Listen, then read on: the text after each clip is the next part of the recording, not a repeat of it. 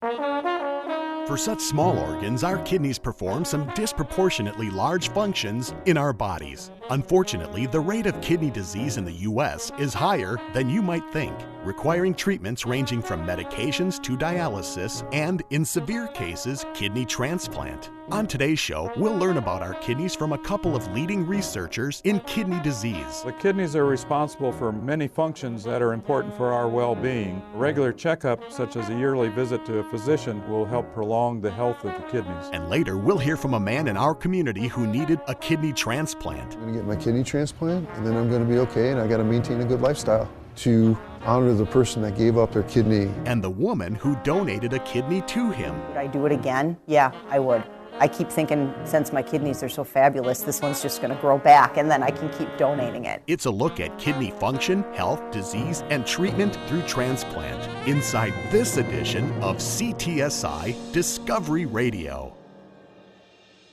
Welcome to CTSI Discovery Radio. I'm your host, Brian Belmer. CTSI Discovery Radio is brought to you by the Clinical and Translational Science Institute of Southeast Wisconsin. The CTSI is a consortium of researchers, doctors, scientists, and others representing 8 institutions, including the Medical College of Wisconsin, Milwaukee School of Engineering, Marquette University, the University of Wisconsin-Milwaukee, Children's Hospital of Wisconsin, Froedtert Hospital, Blood Center of Wisconsin, and the Milwaukee VA Medical Center. The CTSI works collaboratively across all our member institutions in advancing biomedical research and finding new drugs, treatments, therapeutics, and interventions that are better, faster, and more economical than ever. Our mission is advancing health through research and discovery.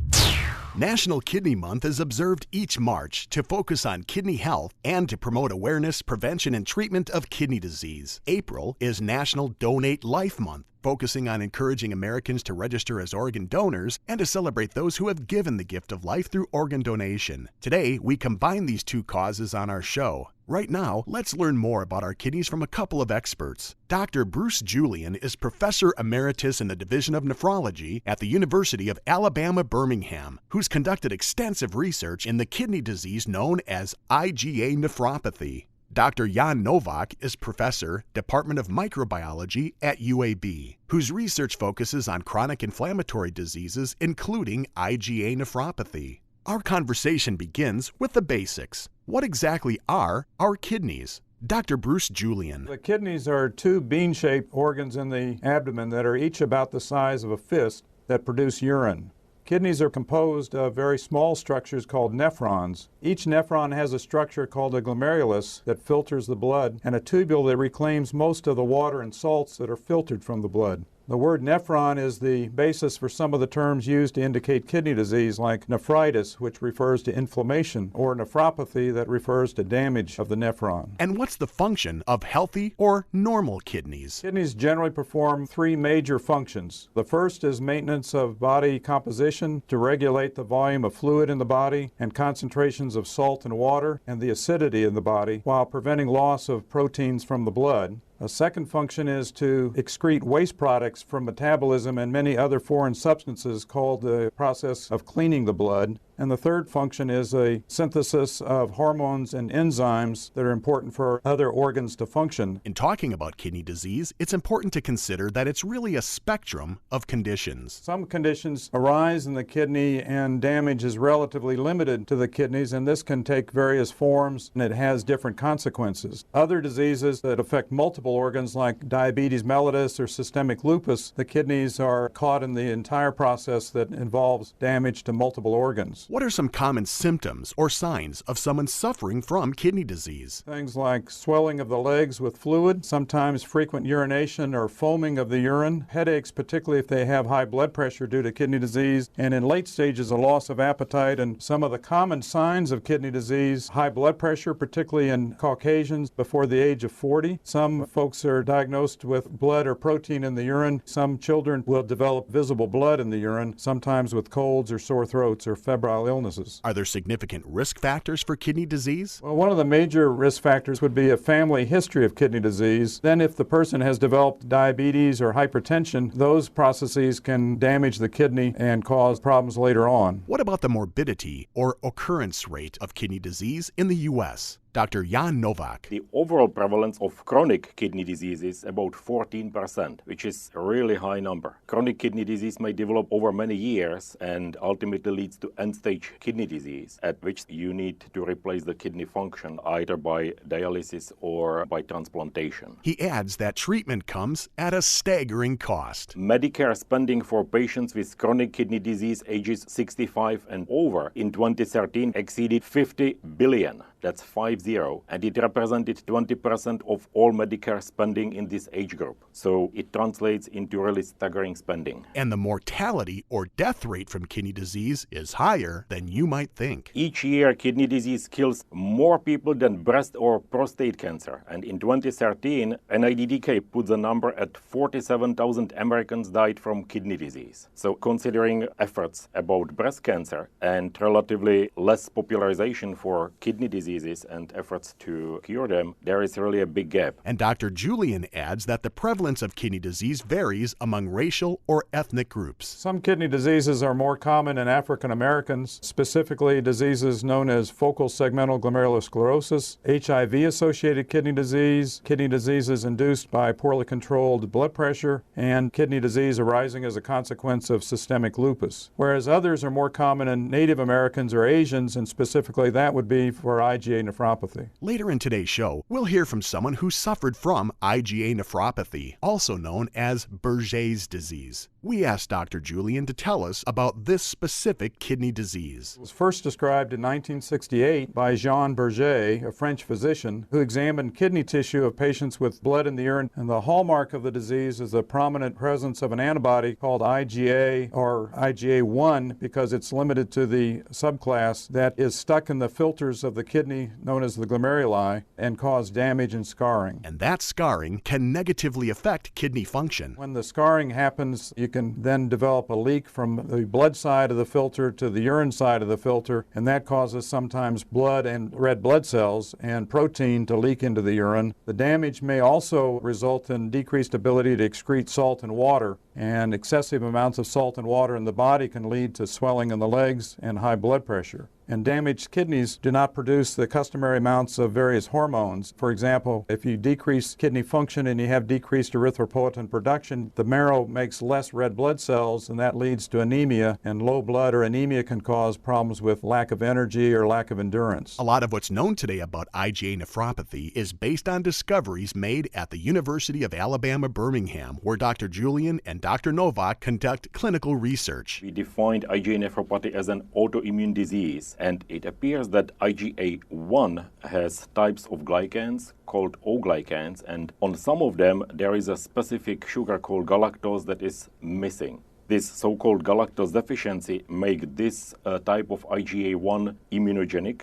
In response, patients with IgA nephropathy generate autoantibodies that recognize IgA due to missing galactose and form complexes which are this formation is normally associated with activation of complement. That's a cascade of proteins that are designed to prevent infections by bacteria or viruses. In this case, it generates immune complexes. Some of them deposit in the kidney, and it may result over time in essentially shutting down the glomerulus through process of inflammation and or fibrosis. What are common symptoms of Berger's disease? Children and young adults will notice presence of visible blood in the urine, and that commonly occurs during a febrile illness, like a cold or a sore throat. Other patients, children and adults, will notice foaming of the urine if there's a lot of protein in the urine. It looks like soap suds in the toilet. But others show no symptoms at all. Many adult patients are asymptomatic and are discovered when they're evaluated for high blood pressure, are found to have kidney disease by an abnormal urinalysis, or sometimes patients are completely surprised by an abnormal urinalysis at a time of employment physical or testing for insurance coverage. They may have no symptoms until substantial damage has occurred and the disease at that point is very advanced. So someone who thinks they have no kidney problems because they make lots of urine, that's a false hope, because it's not the urinary volume but the urinary quality that's the issue. Are there specific drugs or therapies for treating Berger's disease? Presently, there's really no disease-specific therapy. It's a matter of trying to treat some of the consequences of IgA nephropathy, and specifically for high blood pressure. But certain medicines confer benefits beyond simply control of the blood pressure, and those agents fall into two general categories. Both have the additional benefit of decreasing scarring in the kidney, and in patients with Berger's disease, treatment with these drugs will help slow the process of scarring and therefore prolong life of the kidney function. What's the morbidity rate of Berger's disease? In the United States, the estimate of the prevalence of the disease is at 1 case per 100,000 persons. The main consequences in terms of morbidity, I guess, would be the loss of kidney function to the point of needing kidney replacement therapy, either in the form of dialysis or transplantation. And that happens for 20 to 40% of patients within 20 years of the diagnosis of IgA nephropathy. And the mortality rate? Dr. Novak says it's not entirely clear at this point. Data are being examined by Dr. Julian, Dr. Wyatt, and colleagues. We found few studies that actually looked at it. One of them is from Norway. They looked at 633 patients diagnosed with IgA nephropathy in years 1988 to 2004 and followed them up through 2008. And they concluded that mortality in patients with IgA nephropathy was twice the expected rate, but it did not significantly increase before renal replacement therapy. So the risk of end-stage renal disease was substantially higher than the risk of death. So the big question, is Berger's disease curable? No, unfortunately it's not. And even folks that go on to need kidney replacement therapy, the disease does recur in transplants, and that may be as high as 50 to 60% 10 years after transplant. But in most individuals that have been transplanted, kidneys are expected to function quite a while. We'll hear from a man who received a kidney transplant and the woman who donated the kidney to him in just a moment. But ahead of that, what's Dr. Julian's main takeaway for us regarding kidney health? The kidneys are responsible for many functions that are important for our well-being, and kidney health cannot be judged by simply measuring the amount of urine produced. A regular checkup, such as a yearly visit to a physician for measurement of blood pressure and check of urinalysis, will detect a lot of kidney diseases in their early stages, and it's at that stage that something might be done, including control of blood pressure, that will help prolong the health of the kidneys. And Dr. Novak wants us to know that collaborative team science is happening around the world to fight kidney disease. It's very important to have international interdisciplinary collaborations. We work with many colleagues here in the US. There have been many activities funded by NIDDK, such as CureGN, effort to cure glomerular diseases, and one of them is IgA nephropathy. And we have many ongoing collaborations, and I believe that this type of interdisciplinary collaboration will be really conducive to finding ultimately the cure for the disease. We'll post links to the kidney disease research Dr. Novak mentions and more on our CTSI website along with this show. Our sincere thanks to Dr. Bruce Julian, Professor Emeritus, Division of Nephrology, and Dr. Jan Novak, Professor, Department of Microbiology, both at the University of Alabama, Birmingham, for sharing your expertise and insight on today's show. By the way, UAB is home of the Center for Clinical and Translational Science, an NIH grant-funded institution like the CTSI at the Medical College of Wisconsin and its partner institutions. April is designated National Donate Life Month by Donate Life America. It's an entire month dedicated to encouraging Americans to register as donors for organs, eyes, and tissue, and to celebrate those that have already saved and changed lives by donating. Today, we have the unique opportunity to hear from a man in our community who suffered from kidney disease, resulting in his need for a kidney transplant. And we'll hear from the woman in our community who donated her kidney to help save his life. First, meet Mike. Today, Mike lives a happy, productive, and healthy life, far healthier than just a few years ago. To understand Mike's story of where he is today, you need to go back several years when he lived a very different lifestyle as a professional touring musician. And when you hear that that might not be the easiest life, that's a correct statement. It's a lot of late nights, a lot of early mornings, bad sleep in bad hotels, a lot of travel. I didn't eat very healthy. Then, after coming off the road, Mike began noticing changes in his health. There was a long time when I didn't see the doctor. I didn't need to see a doctor because I felt fine. Then it's kind of like the wheels came off. Suddenly I ended up in the hospital. That was about 2007. I was progressively getting worse over probably a couple of years. And he noticed he felt tired pretty much all the time. Actually exhausted. I would be falling asleep at my desk at work. And any chance I could, I would lay down and flat out fall asleep. And I ended up losing that job because I continually fell asleep at my desk. I tried to sleep most of the time. It was always finding a place to lay down, and that got progressively worse. Soon there were other symptoms of a serious health issue. There was microscopic traces of blood in my urine. And those microscopic traces became more visible when my urine was actually almost black. There was so much blood in it, and then it kind of culminated with, I happened to be driving, and I was near my doctor's office, so I went to my doctor's office, and they immediately called the ambulance, and I ended up in the hospital. He admits that until he was hospitalized, he wasn't sure he was, in fact, seriously ill. As I was sitting in the parking lot of the doctor's office that day that I ended up having to go to the hospital, I was questioning, do I really need to go in, or is this going to pass with a little sleep, you know? Mike soon found out how sick he really was. In the hospital, I spent about a week there, and they ran a kidney biopsy. They came back and said, you have a disease that affects your kidneys are failing, and we have to get you on a treatment for that. The diagnosis?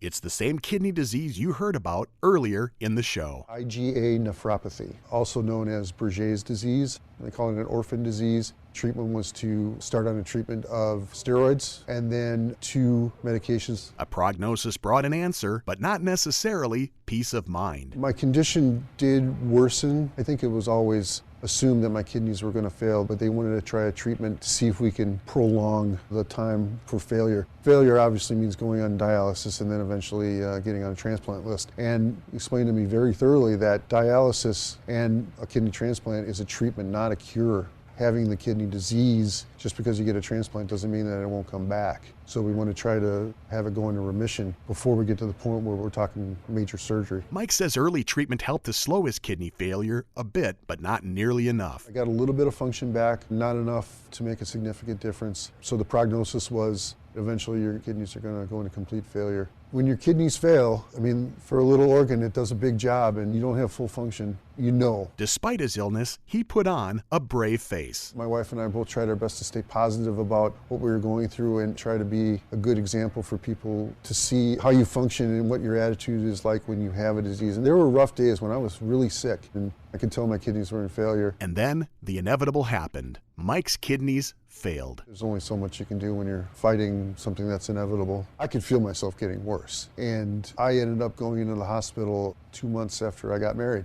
We had a wonderful honeymoon. I was feeling pretty good. And then the last 10 or 11% of my function went pretty darn quick. I was in complete failure at the end of that month. They were saying that you're under 10%, we're going to start talking next step treatment. Which meant 2 things, dialysis and a kidney transplant. When you get to the end stage, the next step is to say, okay, now we're going to go on dialysis. And then they explain the entire dialysis procedure. And of course, with that, they said, well, we're going to start talking about the transplant and get you onto your kidney waiting list for a donor. If you want to, you can start asking people to volunteer to donate a kidney. Now, you might think that the prospect of facing a kidney transplant is scary. But Mike says he felt different. Honestly, actually kind of a sense of relief. I always tried to have a positive outlook. It didn't always work, but I talked with other people in dialysis. Geez, I was the youngest person there by a good 30, 40 years. And if they were going to get a kidney, which was very unlikely, they were on a really, really long waiting list. And so I wanted to try to pass off my positivity to them. It also helped that in his case, finding a match happened relatively quickly. The word got around. I started having people inquiring about donation of their own kidney,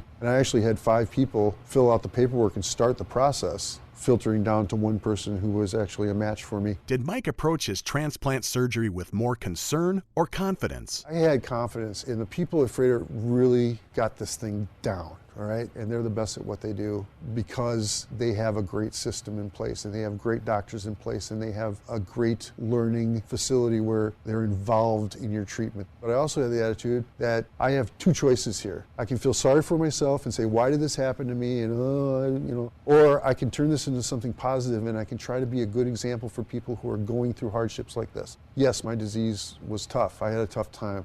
But I have an out with this. I can get a new kidney and I'm going to be good. As for his organ donor, we'll meet her in a moment. Mike feels it's important for her to tell her own story, but he does say, it's not just giving up your kidney. There's a lot of testing going on, and it's very invasive, and it's an extreme sacrifice, not just of the organ. So now, let's meet Mike's donor. Mary Kay is a nurse by trade, as well as a wife and the mother of 2 daughters. She says that her years of experience in the medical field shaped her viewpoint on organ donation long ago. I'm a nurse, so naturally my thought on organ donation was make sure you got that sticker on your driver's license, and I always encouraged anybody I knew, or my kids even, when they got their driver's license, to make sure that they were organ donors as well. So I've always been active in a behind-the-scenes way. At the time she came to know about Mike's health concerns, they were friends, but not necessarily close friends. My husband plays bass for our church and met Mike through that process. Through their relationship, I became friends, or more acquaintances actually. At that point, we didn't really do much socially or hang out. It was more of my husband's relationship with Mike actually. But it wasn't long before she realized that this casual friend was quite ill. Mike just didn't look well. The nurse and me, of course,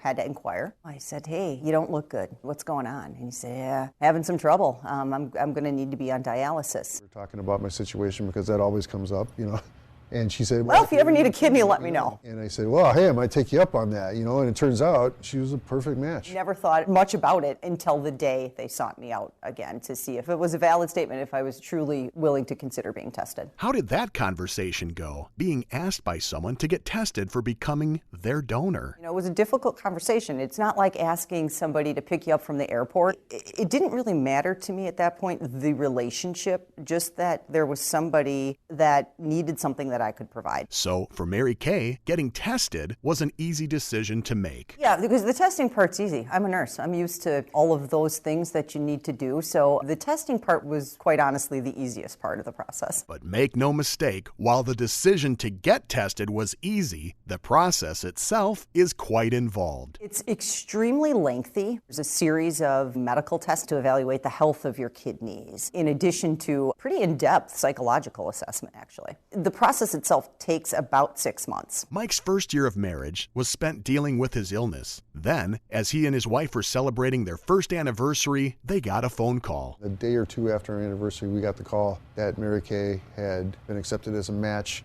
And she said a couple of dates that we have open for the surgery. Mary Kay can't do this one because her daughter has a soccer game. She would like to do this one, and I said, whatever she wants. Mary Kay remembers getting the call that she was the ideal match for Mike. Her first reaction? The first thing I said was, wow, I passed the psych test. And then, as the reality of the situation sank in, I started crying.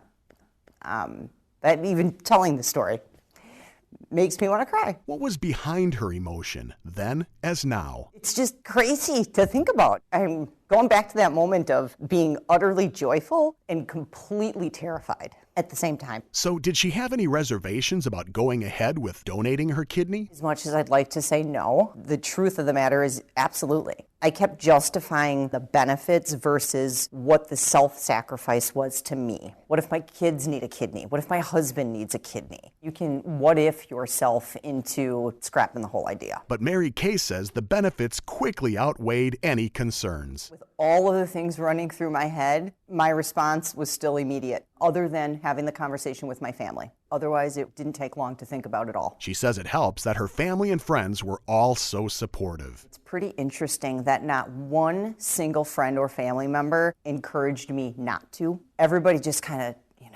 wow, that's awesome. How can we support you? Next came a conversation with Mike, who would receive her kidney. How did that go? I remember it being kind of awkward. It's kind of odd to sit on a couch with someone and say, hey, I'm going to give you my kidney. That's honestly kind of how it felt at the time. With tests and conversations complete, Mary Kay just had to wait. I was cleared. I was good to go. As long as nothing changed in my health status or nothing significant happened to me, I was kind of on autopilot up until the day that the surgery was scheduled. Finally, the day of the transplant procedure. I happened to have worked at Freighter for a large chunk of my career. That's where I learned how to be a nurse. There's a lot of people I recognize. That was very comforting. We are in OR rooms back to back, just waiting for the exchange. We had a prayer with my family and my deepest friends, and after that, I was like, all right, let's roll. Both Mike and Mary Kay joke that they don't remember much about the surgery itself. They slept through it. But following the transplant, Mike says he felt results immediately. When I woke up after the surgery, I was in a lot of pain from being cut open, but I could tell immediately that I was better. I could tell immediately. I knew I was better. And I felt great. He felt healthier daily. I'd been sick for so long, I didn't know what it was like to feel as good as I felt after I got home. I slept better. I just felt better. I was going up and up and up. I felt so good, and I felt better and better and better every day. And you know what? It felt so good to urinate after all that time, you know? But most of all, he felt thankful. I was so thankful for the people that stepped up. I was so thankful that Mary Kay was a perfect match for me.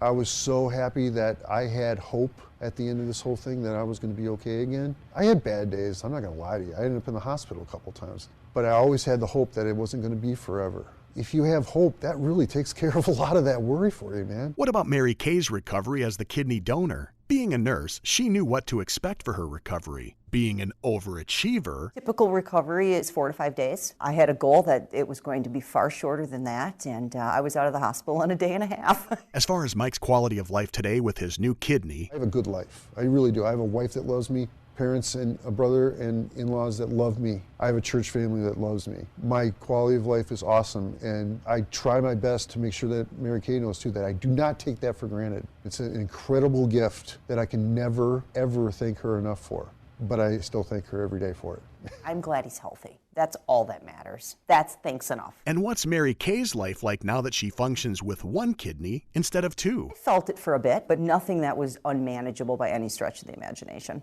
Every activity of daily living, I performed just as I did when I had 2 kidneys. So no appreciable difference whatsoever. There's another important opportunity Mary Kay's donation provided Mike and his wife Angela. Because of the donation, they were able to start a family, which is something they were told they would never have. And so I have these 2 beautiful little kidney babies, as I call them. And look, I'm getting teary again. My wife and I beat the odds, and we just had our 2nd child in December of last year. We named both of our boys with Mary Kay's initials in their names, because they're not girls, we can't name them Mary Kay, so we've stayed very close. We live about a mile from each other, and she's a great auntie to them because they're partially hers. Today, Mike's in a great place, but he remembers the tough times, and he has encouragement for anyone needing an organ transplant. There are tough times. Trying your best to stay positive is a treatment in and of itself. You have to do what your doctors tell you. You have to take care of yourself the best you can.